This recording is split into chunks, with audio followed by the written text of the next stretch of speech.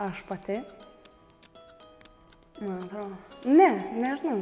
Kas mane stumia šokti? Nu, nieks manęs nestumia, tiesiog groja muzika ir kažkas iš vidaus. Gal taip? Gal ir ne. Aplinka. Jo, aplinka. Šokti patinka, dėl to, kad taip aš galiu save išreikšti, negu žodžiai. Žodžiais aš tiesiog galiu išsakyti, bet nusišnekėti labiau.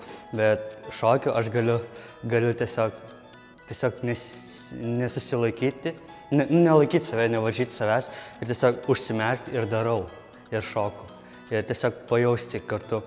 Nežinai, kaip ten, pavyzdžiui, upė ten teka po truputį. Nu, tai yra teka, taip švelniai, nesistengia, nieko. Tai man šokis irgi panašiai užsimerki ir jauti, kad tu tiesiog plauki, tiesiog automatiškai nesistengdamas varai ir kažkaip panašaus į tą pusę. Tai pirmiausia, kodėl aš šoku, tai tą klausimą dažnai užduoda, bet man atrodo todėl, kad šokis gali pasakyti daugiau negu žodžiai.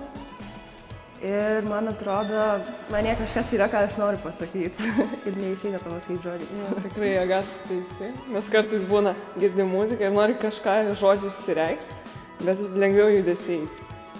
Ir pradėjau kažką vaidinti. Šokis yra mano gyvenimas visų pirma. Šokiu gali labai daug ką išreikšti.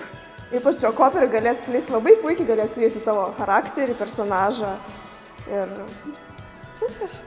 Ir viskas, kas verčia mane šokti, tai mūsų choreografas. Bet jisai labai fainas.